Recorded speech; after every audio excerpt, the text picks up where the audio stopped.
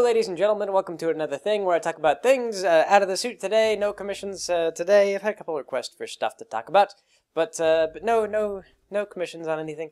Today we're going to talk about education, my education. Not really so much education, but more just my experiences with teachers. I'm not sitting because that chair that I have is squeaky, and also there's like a bolt in the backrest, and it digs into my back when I sit in it. Anyway, I don't use it really for anything anymore. I don't know what to do with that chair. I will maybe sit books on it, because things become impromptu furniture when they are useless. So anyway, what else should I report? Is there anything interesting going on? Oh, I've cut back on hours a little bit at my job, my part-time job. Hopefully, I noticed that I got a couple more donations on Patreon. A few more dollars here and there, but it can add up. Kind of just depends on how the donations are going. With the Mentally Advanced series updating more frequently, we've had a little bit more ad revenue. I don't know. I don't think that currently we're making enough to make up for the hours that I'm dropping at the part-time work, but I hope that the extra time I can put into the website will make up for that, and I'll just have to make another something like $200, $400, something like that. No, 200, 400, 200, something like that. $250 or something like that. And maybe I can do that. I have to make double that because I split the money, but you know, the $500 potentially. If I can do that, then it'll be like I never lost the hours. But partly it's also because Kenza's going to come out. She's going to be here for 2 weeks, and so I'm going to try and get done with as many projects as I can before she arrives here in the States to stay with me for a little while. That way I don't have to give up any, like their projects will still be going online and I can spend time with Kenza. I don't know if that's going to work because it's really tough. As it is, I am behind the schedule that I always plan, where I'm not getting Let's Plays online as frequently as I want. But if it works out the way that I really want it to, then I'll get all those projects done and I'll have like 2 weeks of stuff shored up. And the last time I tried to do this, I managed to pull it off. I kind of burnt myself out. The irony was that I almost had no time to speak to Kenza or go out and do anything while I was working on the videos. And then I went to go see Kenza out in Spain, and we continued to update. But then I got back and had nothing prepared because I only just barely made it.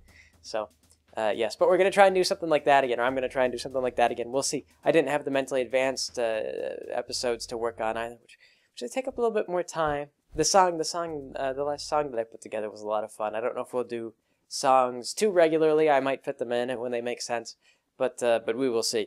So, anyway, though, educational history, teachers and TAs.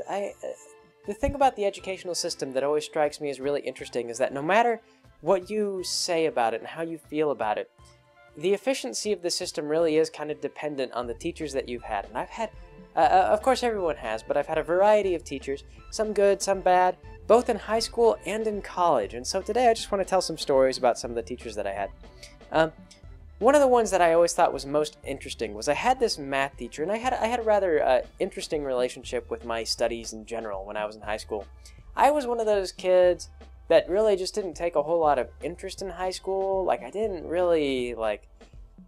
enjoy it. I felt like it was kind of babysitting a lot of times. I remember that once I got a car and I was like a senior, we were friends with at the end of every other week, they were called seminary classes, where you had to sit and work for like an hour on homework and stuff like that. And they had like mandatory, like the first 15 minutes you have to read, and then, you know, the next half hour you have to do work, and then the last, 15 minutes you're allowed to do whatever you want. And I used to hate that so much because I figured if I was going to be doing homework and I never used that time for homework, then I would just be doing it. So a lot of times, like, they would do the mandatory reading, and then I would read a book, and then like in that last 15 minutes or whatever, we'd screw around. So when I was a senior, we had our seminary teacher. She got used to us. We were the kids that, like, although we didn't really get into school, we were obviously like to be trusted because we never did anything like wrong to get in trouble. We just we just didn't care to be there. So we would do things. We'd dig out like chess games or bring chess games. I remember people would cheat at Scrabble, stuff like that. But eventually we started to just leave because I got a car, and we were like, you know what if we just leave? And it was kind of one of those things, like, our teacher sort of just looked the other way. She's like, I don't know, you guys are 18 now, you're adults, I guess, like, I won't tell anyone if you vanish. So we would start doing that, and this is probably like my favorite thing to do, is like go home from school an hour earlier. But yeah, so I was that kind of kid in school. I never really got to love school. And so I had this weird relationship where occasionally my parents, like at the start of the semester, they'd go in and the teachers would be really worried. They'd be like, I don't know, Greg, like, just, he doesn't seem to be getting it. He's not really paying attention. And then we get to like the first exam and it would be like, and they'd come back, my parents would be like, so how's he doing? And she's like, oh, I was wrong. He's fine. So it's that kind of thing. I was one of those kind of kids. So yes, I had one class that was particularly frustrating, though. This was a math class. I believe it was just algebra. And math is one of those, I've never had trouble with math, personally, or not a lot of trouble. And our teacher was just she was so talkative. She loved to tell everybody stories about when she was a kid. And she would devote, like, half the class to these stories sometimes. It was funny, I almost felt sorry for her. It was like she had really bad ADD. And most of the class knew it. And so students who legitimately wanted to derail class, all they had to do was just like raise their hand and be like, hey, can you tell us about the time you were nearly in a car accident? And she would halt everything and spend like a half hour telling us this story about the time she nearly got in a car accident. And the lunch bell would ring and we'd all go to lunch and we'd come back and she would try to finish up the lesson. But I never really found her stories that interesting, and I know a lot of kids wanted to hear them just to get out of working. I mean, sometimes they were kind of funny. Like, the story about the car crash was really funny. That was one, I'll tell this. The story as she told it was that she was traveling in a car with one of her friends, and her dad was driving, and so a song was playing. It was Stop in the Name of Love. And when they got to the Stop in the Name of Love song, she goes, stop in the name of love, as you do. And so her friend yells, stop.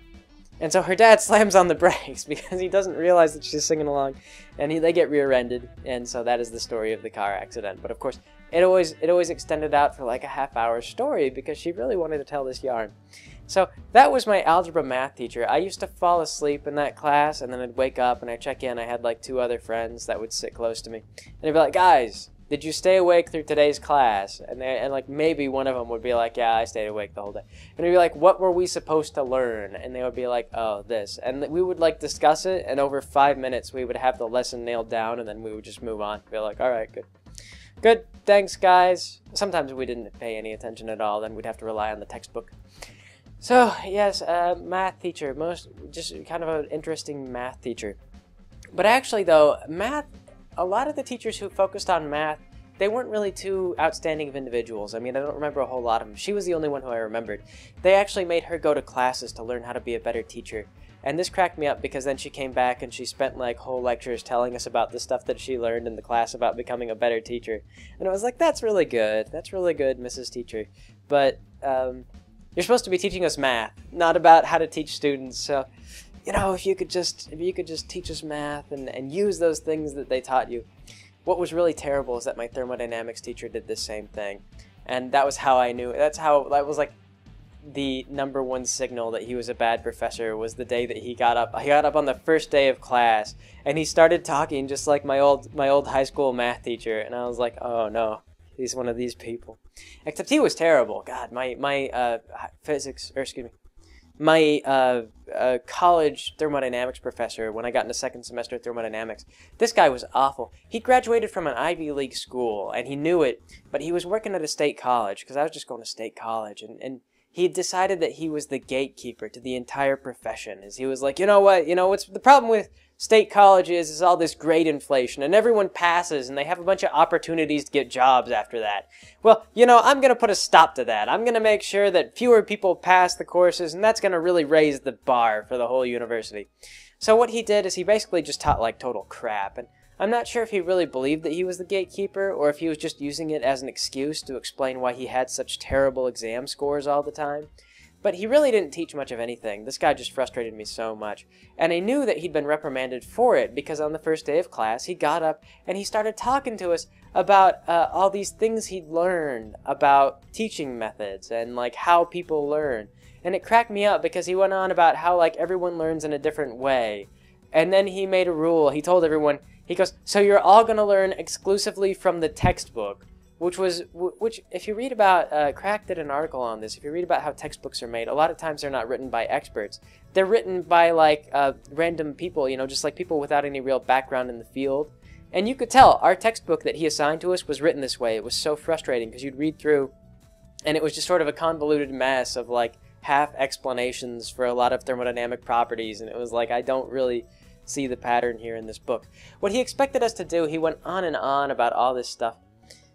But like I said, he'd gone through classes to learn how to be a good teacher, and then he told us about the classes he went to so that you knew he was a terrible teacher. And then he insisted that for a grade, we had to go in and see him once and then ask him a question about the profession. So I went to go see him once, as was mandatory. I think I tried to see him again once or twice, but I was like working and I was always busy. It was very frustrating to have a professor who made me schedule, like I had to set time aside in my schedule to go to his class, and I set this ahead like months in advance because you had to do your schedule months in advance. So I'd set all my time aside so that everything would work and I could go to my classes and I would have time for homework. And then he goes, "Oh, by the way, I'm not going to teach class. You're going to have to come to my office to ask me to explain everything to you." This was the way he wanted to do it. And of course I hadn't had any time in my schedule to really go in and see him on a regular basis because I hadn't planned for that to happen. So anyway, though, I went to go see him, and I said, "So, Professor, tell me about, like, what's the field like today? Like, what's the engineering field like today? Chemical engineering?" And he goes, and it was one of those things. It was just sort of, it was another crack up if it wasn't like my future on the line. But there was a brief pause, and then, well, I haven't really worked in the field. I mean, I did a little bit of volunteer stuff back during my graduate studies, but honestly, I don't really work in the field. And so he had this whole spiel about what the industry was looking for and how he was, like, helping us really meet what the industry needed. And the first thing I asked him was like, "Well, tell me about the industry." No idea. Never been in the industry. Didn't know anything about what the industry was looking for. Didn't know people. Couldn't network for, like, just it was worthless. So yes, yeah, two astoundingly similar teachers in some regards. He wasn't as talkative as my math teacher. He wasn't as friendly as my math teacher. I really would have, if I had my math teacher, I probably would have passed. Because she would have lowered the grade. What my thermodynamics professor did is he carried failing averages on all of his exams. And then he just declared those successful. As he's like, I'm a good teacher because my grades are so bad that I must be asking you really challenging questions and you guys must be really stimulated. That was his reasoning, as he was like a social Darwinist of school and had no idea what he was doing. So yes, high school, then later on. Yep. Anyway, though, but actually, in high school, most of my more interesting teachers happen to be in English, and I don't know why this is, but I think it's maybe because the teachers that prefer English are probably the more emotional, the more maybe more expressive, maybe more creative, and so they kind of want to do more emotional, expressive, creative things. Now, this leads to one of two things. If the teacher is legitimately creative, if they're like legitimately fun to be around, I would find that they would be legitimately fun to be around. They'd show up and they'd have these creative lesson plans and they would talk about all these different perspectives on these books. And I had one teacher that affected me quite profoundly in a positive manner, and then one that affected me quite negatively in a profound manner, and then one that was rather neutral. There was one that I really liked because she was very, very old. She'd been teaching for years. She'd been teaching for so long that she was still using some methods that you could tell originated back in like the 70s or something like that. She'd just been at it for so long. She had like old slides from the 70s, and she would just get up there and this is my lesson plan, this is how we're doing it. But she was so jaded. I remember this particular English teacher, and there was one time, I mean, like, you could get away with stuff in her class, and she would just turn the other way because she just, I don't know what it was. She hadn't lost her spark for it because she still seemed to care. It was just that she no longer cared about the social politics of high school. It was like she was done with that. And so, like, you would do stuff, people would get in arguments, or like, kids would do things. As long as you just shut up while she did her lecture, everything was cool with this particular English teacher. She was interesting. But it wasn't until later on, it was actually around my junior year, that I had a class with a teacher who, I I think at first, like I said, I had that relationship where, like, the teachers, they're like, oh, you know, like, Greg doesn't really seem to be into it. He's not getting it. He's you know, I don't know if he's doing so well. And then, like, after the first exam, it's like, oh, never mind. He's fine. But I was doing this in this English class, as I had a lot, like, they gave me a lot of busy work. And so I treated it like busy work. Like, they would give me this assignment. They would be like, tell us about yourself. And I, like, wrote in lots of lies because I was bored. I didn't want to write. I didn't want to spend, like, an hour on an assignment about myself. I already knew about myself. I wasn't there to learn about myself. So I would just write up a bunch of lies, a bunch of creative lies. And the thing that was funny about that in English class is in a sense, that's part of what you're supposed to do, really. I mean, not exactly. You know, there's fictional and non-fictional writing, but I'd love to read. I mean, ever since I was a kid, I used to get in trouble because I would read too much. Like in grade school, I remember I would ignore class instead of sleeping. I would just sit in the back of the class and I would like secretly read a book, and it was one of those things like this is like third grade, second grade, stuff like that. Like places where they're really supposed to be teaching you to read. And so I'd have like a Goosebumps novel, and I would just be like, you know, like reading under the desk and like trying not to be caught. You know, I was a criminal reader. Yeah, so just weird. But anyway, so this English teacher though, at first she thought that she thought that I wasn't doing so well. But then I think that maybe it started to occur to her that I was. It wasn't that I wasn't getting it, it was that I was just really completely bored. So, there was a day that they handed out this poem, and it was a old-timey poem, and it used a lot of Old English and a lot of metaphors and imagery, and it was also rather short, so if you didn't catch everything, what it was about this guy watches a duck fly south. And he says to himself, you know, if ducks can fly south, then obviously God has a plan for the ducks. And if God has a plan for ducks, then God surely has a plan for me as well. That was the sentiment of the poem. But it was a very difficult to read poem because it just, like I said, it was written in Old English and it used a lot of metaphors and imagery and things like that. And so we had green markers and pink markers, and you were supposed to highlight everything you understood in green marker and then everything you didn't in pink marker. And so there was one phrase that I didn't get, that was like the one line that I highlighted in pink marker, and then I highlighted everything else in green marker. And I remember that this particular teacher, she came up and she looked at what I was doing, and I was just sitting around like I was dicking around doing whatever stupid thing I was doing at the time, drawing pictures of stick figures on the paper after I was done with the assignment.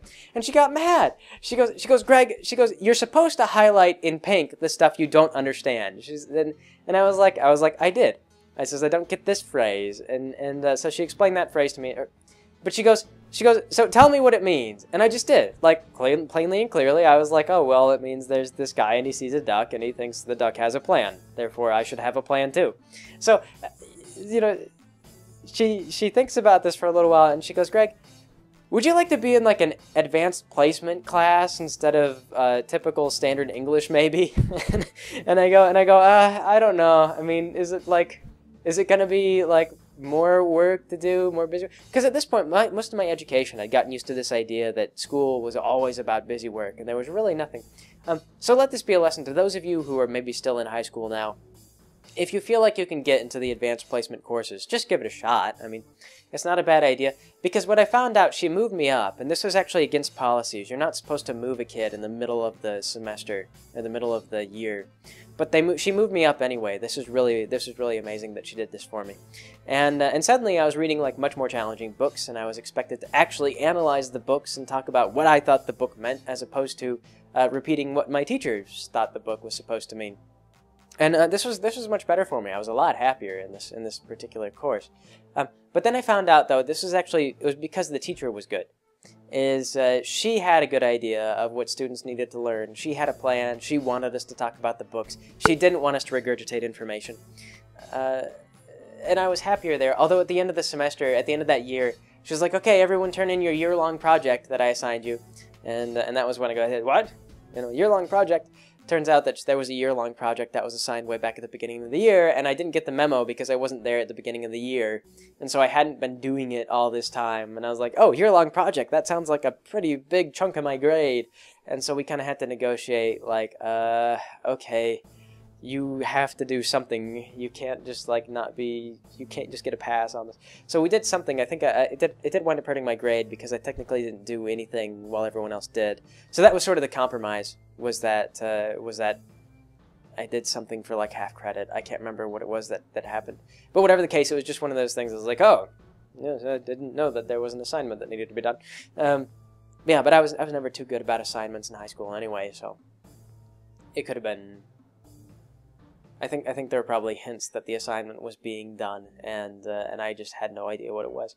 But anyway, though, so yes, that was that first year in advanced placement English. But then I went on to the second year, and the second year that I was in that was just awful because I had a professor who really wanted, a teacher who really wanted to be creative. This is still in high school, still really wanted to be creative, but she wasn't very, and everyone kind of knew it, and I mean, like. She had a rough life, this teacher did, and it was like one of those, like, you really, when you got to be sensible, it was sort of like I don't want to be really mean, but it was like, she kind of had a tough life, and she brought it to class a lot, and this particular teacher, like, she would do things like she would read her own poetry, and you could tell that she thought like sex would sell, and so she had written about like her underwear and stuff like that. But it was okay; it was set in the past, back when she was still young and hadn't had like 3 kids or whatever. And yes, so this was pretty terrible. This was like we got into stuff like this is actually probably the first time that I was ever introduced into feminism. Because I believe that this was, I think at that time it was just starting to become an academic thing, and I remember having to write an article about feminism. And I just, like, this was before that they'd really established the whole privilege thing and all this other stuff. They were just starting to talk about, like, movies and how, like, movies are sexist or this or that. And so she'd been... Well, I might actually, maybe it wasn't the feminism one that I completely fluffed on. It might have been the one when they were talking about generations. I think that was the one. Like the feminism one, I talked about a little bit because I did some research on female roles. I mean, it's an interesting subject. It's an interesting subject if you don't take a side. I mean, everything is interesting if you don't take too much of a side, and you kind of like look at stuff like the history of like why would people say this or why this or that occurs. But I think it was the generation article that I read that I really just fluffed on. Because when people complain about generations, it kind of annoys me because you look at a generation and it's like millions of people. And they really have nothing in common. It's just a very broad group. It's like you can't really analyze a generation and say like everyone in this generation is good or everyone in this generation is bad. So people get irritated when they're like, oh, millennials are the entitled generation. And it's like, no. We're just the generation that has like entered the workforce during a recession. You know, we would really like, we would work hard for stuff. More of us certainly would if there were freaking jobs to be had for many of us at our age. It's like the unemployment rate is still pretty steep for people in their 20s to early 30s. So I don't know. They're still reporting some job growth and everything like that. But yeah, but you get into that though, and it's like they're just talking about like the difference between the generations, how like everyone in one generation was different and everyone in another generation is different, and that's just patently false because people are always going to be people, no matter even if you go from the U.S. to like China, you'll find that people are still fundamentally people. They may have different cultural backgrounds, they may grow up in different settings, but really people just they're kind of people. No matter what you do or where you are, who you are, what you're doing, it's all sort of the same. You'll find that like all the same banal nonsense occurs everywhere to everyone. So, yeah, that article I think was the one that did it. That I went home and I think I showed my friend the assignment. I was like, yeah, so I've got to write about how the generations are different from each other, and I really just could not care enough about this assignment to do it. And plus, I know that I'll get, like, a C or a B, because this teacher really doesn't like me, because I never regurgitate her opinions. This was one of those, like, she had a lot of opinions on the way the world should be, and the way that we should look at things, and it was always like she was trying to inject her own ideas into the analysis of the books. And I never really wanted to repeat her ideas, because I kind of didn't, they were boring, I thought she had kind of really, you know, it was always limited to, like, she wanted to inject religion into everything. And it was like, yeah, religion it inspires a lot of works, but, you know, you have to be able to kind of look at, like, why does it inspire, and how relevant is it? I mean, is it a major factor or is it not? And she would never really look past the really simple sort of allusions and stuff. So, yes, so I went home and we wrote the best report ever, and this was when what we decided to do is, my friend and I agreed that I would write a paragraph, I'd write a paragraph, and then he would write a paragraph, and we would not read the prior paragraph that the other person had written, and we agreed that we would try to write about a new subject every paragraph. So we went on and we wrote like a 4-page report, not even double-spaced, in this manner, and so we went on, and so we had like a war cry about, we had like a call to arms against like sumo wrestlers, and then my friend wrote like an article about how anglerfish were amazing marketers because they had the light that attracted people, and if we could use that technology to convince children to go to the toy store, then we could make millions of dollars selling toys to kids. So we had that go back and forth, and of course the title was like generational gaps or whatever. And so I put in diagrams too, like I got a diagram of like a rocket of a spacecraft, and I put it in there, and I just labeled it alien thingy. And so I turned that in, got a 0 on that, but that was the time that I just refused to even care about this. Yeah, not good behavior. I'm not encouraging you guys to do that sort of thing. I got a 0 for it. That was what I knew that was going to happen though. I just could not be brought to care about the assignment. I wasn't sure. Part of the reason I did it was because I wasn't even sure that my teacher was actually reading my work. Because I got the same grade on every assignment. And you know that a teacher is grading you and not your work when you get the same grade on every single assignment. And this is what was happening to me, is every time I turned something in, no matter what I wrote, no matter how much effort I put in, I got a B. Like every single time. Or a C sometimes. I can't remember if it was a B. I think it was a B that I was getting. And then I remember that this girl that sat next to me, really nice girl, she went on to go, she joined the police after she got out of college. Really nice girl. She was getting an A on every single assignment. I remember like proofreading her work once, and I turned to her and I go, how do you keep getting A's? I mean, I was like, your work is full of mistakes, and like you've got a ton of mechanical errors, and she just shrugged, and she goes, I don't know. She goes, Greg, I was sick when I wrote that, and like I was hopped up on painkillers and cough medicine, and she goes, I wasn't into it. She goes, can you just correct it and hand it back to me? And I was like, okay. She got an A on that assignment. So that was one of those that I just got used to this idea that no matter what I turned in, it was going to get the same grade. So I was just like, forget it. Let's just write whatever the hell we feel like. It doesn't matter. This happened to me once in college as well, though. When you get into, like, there are good professors and there are bad professors. I'm talking mostly, they're good professors and bad professors. But I had a TA, and she was an older, she was a former high school teacher. And she'd had trouble. She hadn't gotten a lot of respect in high school from her students, or so she self-reported.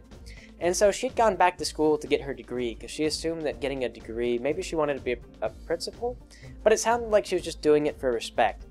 And I got into that same thing as I kept going to this lab.